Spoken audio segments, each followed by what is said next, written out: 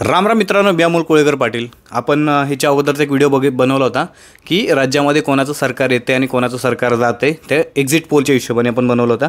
पण हे exit poll कशाच्या धर्तीवरती, कशाच्या आधारावरती बनवले जातात, ह्यांना कोण बनवायला देतं, यांना अधिकार कोण देतात, आपण ह्याच्यावरती बोलूयात. आणि ह्या एक्झिट पोलवरती खरंच एवढा विश्वास ठेवण्यासारखा आहे का, ह्याच्यामध्ये आपण बोलूया.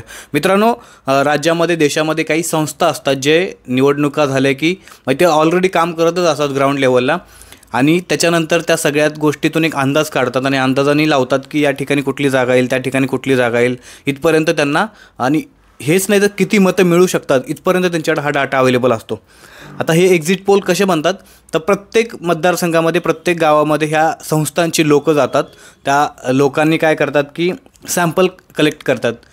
एक 10 लोकांशी विचारणार, 20 लोकांशी विचारणार, एका गावामध्ये मतदारांना विचारणार जाऊन, आणि ह्या सगळ्या गोष्टींचं सॅम्पल कलेक्ट करून त्याचा एक सरासरी अंदाज काढतात की कुठल्या म्हणजे कुठल्या संघटनेला, पक्षाला, युतीला, महाविकास आघाडीला हे मतं भेटणार आहेत, लोकांचा कल कुठल्या बाजूला आहे, ह्याच्या अंदाजावरती हे सगळे एक्झिट पोल तयार होतात. आता शेवटी मतदान किती होतं, आणि आज देवेंद्र फडणवीसांनी सांगितलं की ज्या वेळेला महाराष्ट्रात मतदानाचा आकडा हा वाढलेला आहे, त्या वेळेला भाजपला ह्या गोष्टीचा फायदा हा झालेला आहे. आता भाजपला किती फायदा होतो हा 23 तारखेला कळेलच, परंतु जे काही आपले एक्झिट पोल आलेले, आपण व्हिडिओ बनवले, आपण त्याच्यावरती नक्की जाऊन बघा तुम्ही. त्या एक्झिट पोलनुसार 2, 4, 5, 6 एक्झिट पोल आले तसं, पण त्या 4 एक्झिट पोलनुसार महायुतीचं सरकार, जे भाजप, एकनाथ शिंदे गट आणि अजित पवार गट आहे, ह्यांचं कंटिन्यू राहील जर मित्रपक्षांनी त्यांना साथ दिली तर. आणि 2 एक्झिट पोलच्या हिशोबाने महाराष्ट्रामध्ये महाविकास आघाडीचं सरकार येते. आता नक्की खरं काय खोटं काय ते तुम्ही कमेंट करून नक्की सांगा, आणि बाकी आपल्याला 23 तारखेला बघायला मिळेल.